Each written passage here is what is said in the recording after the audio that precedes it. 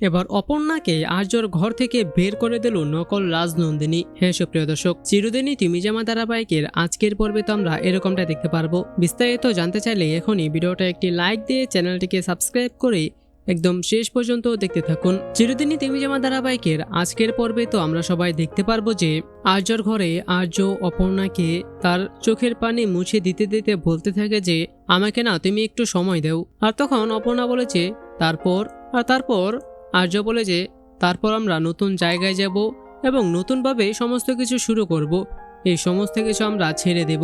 আর তারপর আমরা দেখেছি বাইরে থেকে দরজা ধাক্কাতে থাকে একজন, আর তারপর অপর্ণা গিয়ে সে দরজাটি খুলে দিলে সেখানে নকল রাজনন্দিনী চলে আসে। আর তারপর সে সুজা তাদের ঘরের ভিতর ঢুকে পড়ে এবং গিয়ে সুজা আর্যর হাতে ধরে ফেলে এবং বলেছে এই যে আমার বরকে পেয়ে গেছি।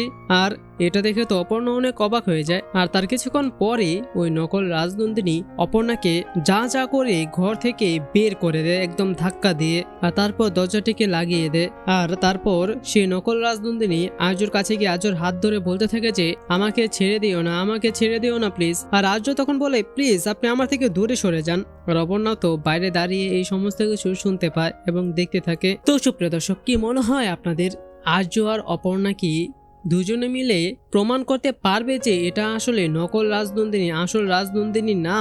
এবং আপনারাও এরকমটাই চান তো? কি মনে হয় আপনাদের? এ নিয়ে আপনাদের মূল্যবান মতামতটি নিচে কমেন্টে জানিয়ে দিন। এবং এরকমই প্রতিদিনের সব আপডেট সবার আগে পেতে চাইলে এখনই আমাদের এই চ্যানেলটিকে সাবস্ক্রাইব করে দিন। ধন্যবাদ সবাইকে।